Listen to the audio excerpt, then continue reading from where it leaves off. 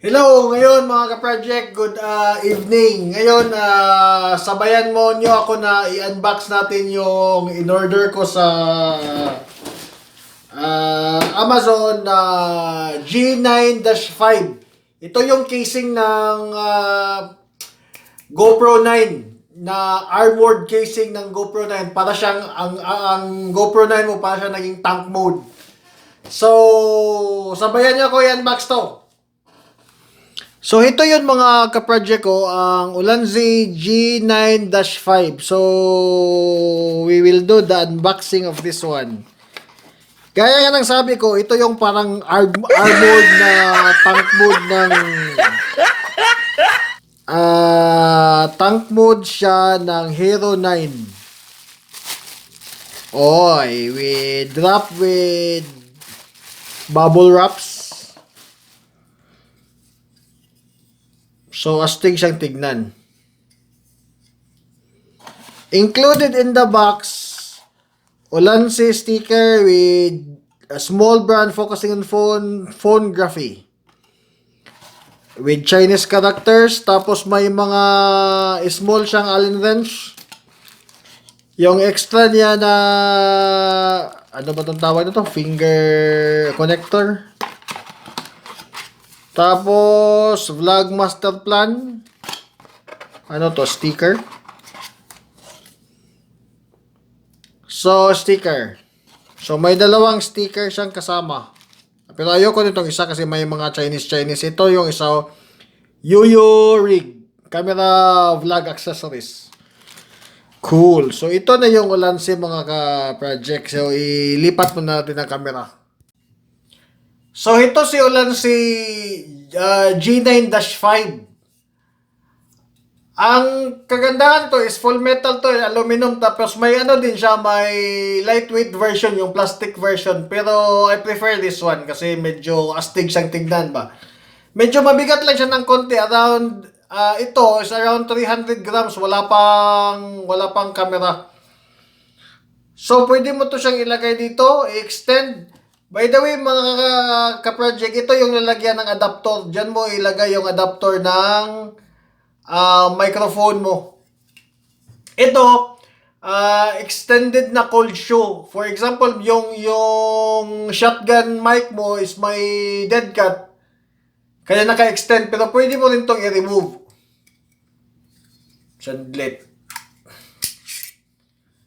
Ang cover niya sa likod is i-slide mo lang pataas. Oh, you hear that? Tak. So, may ano siya dito, may spring bearing, tapos naka-slide siya. Kung ayaw mong gamitin itong extension ng cold shoe, pwede mo na siyang i-remove. Pwede mo rin itong i-remove yung ano niya, yung para sa filter, sa lens filter. Kung ayaw mong gamitin to, kung hindi ka gumagamit ng filter, pwede mo siyang i-remove. Kasi medyo natatabunan yung front screen ng Hero mo pag nandito siya. Tapos ito actually mga ka-project, hindi to ang first choice ko. Ang first choice ko is yung ipakita ko mamaya sa inyo kung anong first choice ko. Ang problema lang nun is wala siyang sliding na ganito. Na backdoor ang term la dito eh.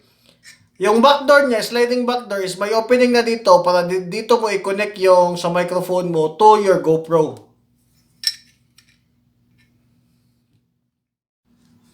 So, ngayon mga ka-project, i-set up natin si Ulanzi, i-set up natin sa GoPro Hero 9 natin. So, first and foremost, pag install natin kang GoPro Hero 9, tanggalin muna natin tong backdoor niya. Tsaka itong lock sa likod. Si GoPro Hero 9, tanggalin natin yung backdoor din niya kasi hindi siya magkasya doon.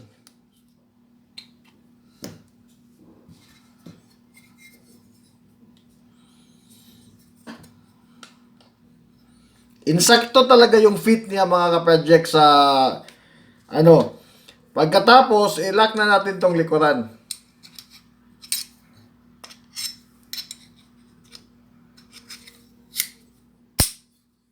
Diba? Ang ganda ng tunog.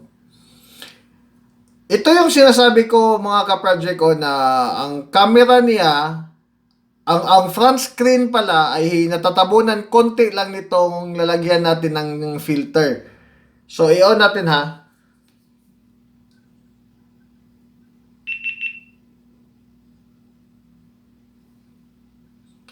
O, kung nakikita nyo, natatabunan. Off natin. Pagkatapos nating malagay yung GoPro sa loob, tsaka natin to ilagay yung backdoor.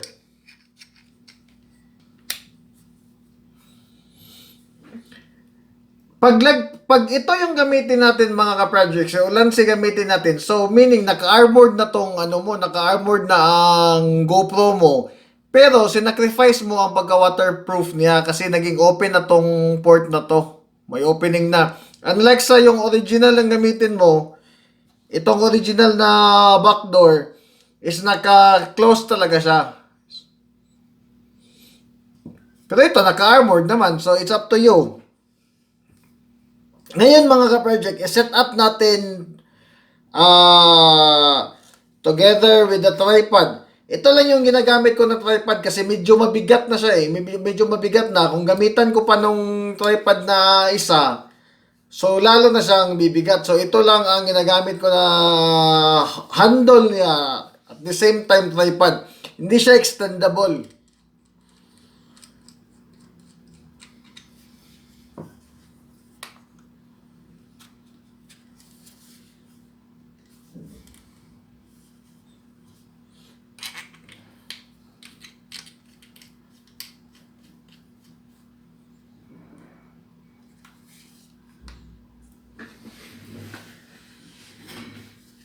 So, ayan na siya mga ka-project. Medyo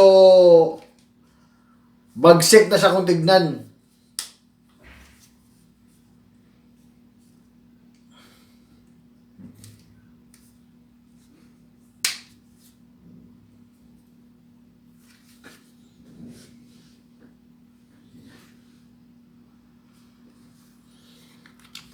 Extend natin ang open natin yung legs.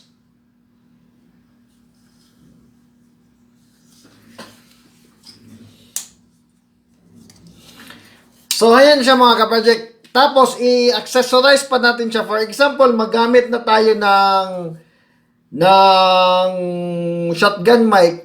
Dito lang natin i-attach. Pwede natin i-attach yung holder ng shotgun mic dito sa ibabaw. Pwede din dito sa kilid. Kadalasan dito sa ibabaw eh. Kasi kung nagko-cover yung dead cat sa lens niya, pag dito mo ilagay sa gilid. Kaya, ang purpose nitong extension ng cold shoe is para ma-extend yung para ma-extend yung dead cat na hindi siya mag-cover. So, subukan natin na gamitin to shotgun mic with dead cat. Without dead cat and with dead cat.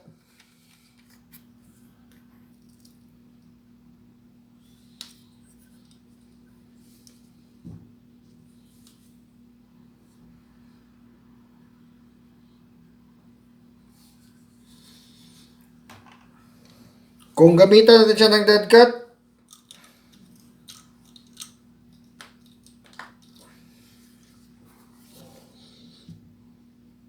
so medyo natatabunan yung niya, medyo natatabunan yung lens. Pero pag gamitan natin siya ng extension,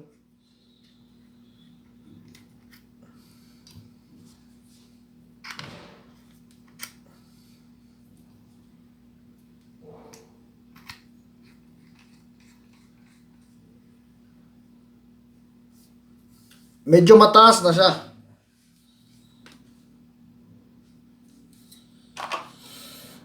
Plus, yung cord niya sa likod, i-connect mo lang dyan sa...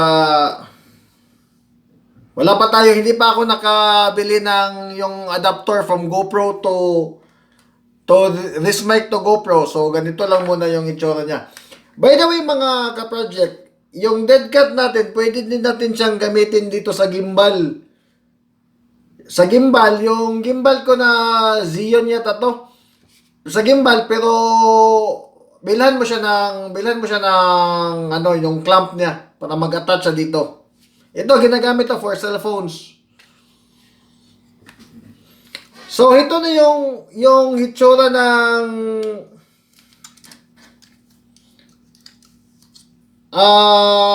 GoPro 9 natin using Ulanzi aluminum case plus shotgun mic.